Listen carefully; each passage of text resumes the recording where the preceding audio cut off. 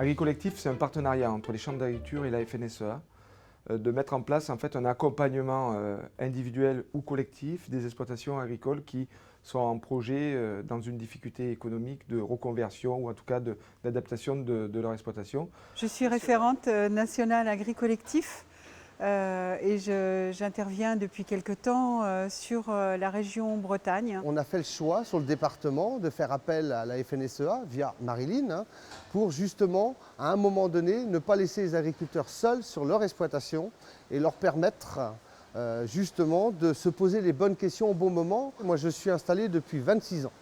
J'étais au départ avec mes parents et puis on a développé l'exploitation. La vraie réflexion, c'est comment un agriculteur, face à une décision de continuer le métier ou d'arrêter le métier, comment on se positionne et comment on l'accompagne pour à la fois réfléchir sur les chiffres comptables de son exploitation, les gains de compétitivité, la capacité économique à être accompagné. En 2010, on a fait un investissement important. On est dans le bâtiment. Et c'est vrai que dans la période dans laquelle on retrouve des difficultés de valorisation de notre lait.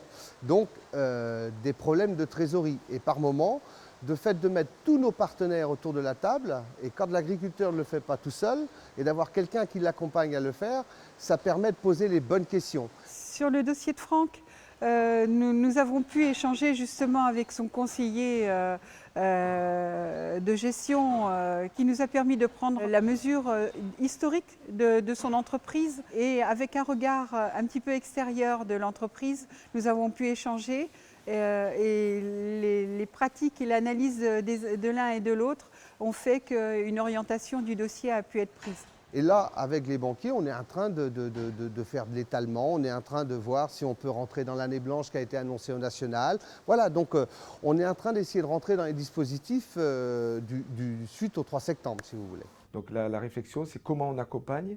Du coup, on est vraiment dans une démarche humaine, économique et humaine.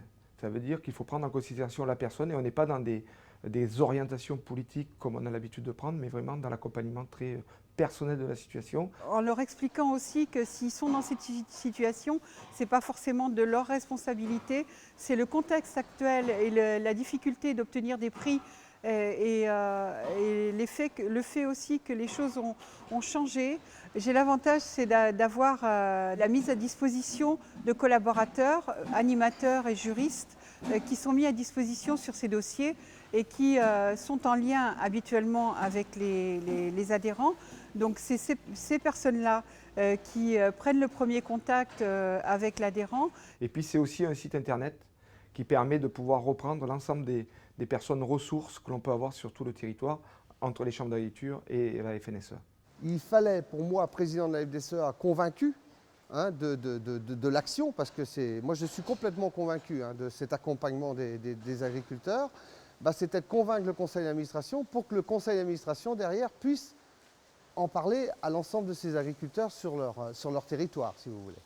Donc la réflexion, c'est vraiment un débat d'anticipation, d'être proche des agriculteurs, être capable de leur dire, dès qu'il y a un voyant qui s'allume rouge sur leur exploitation, leur dire là, contactez AgriCollectif, c'est une structure qui est là pour vous.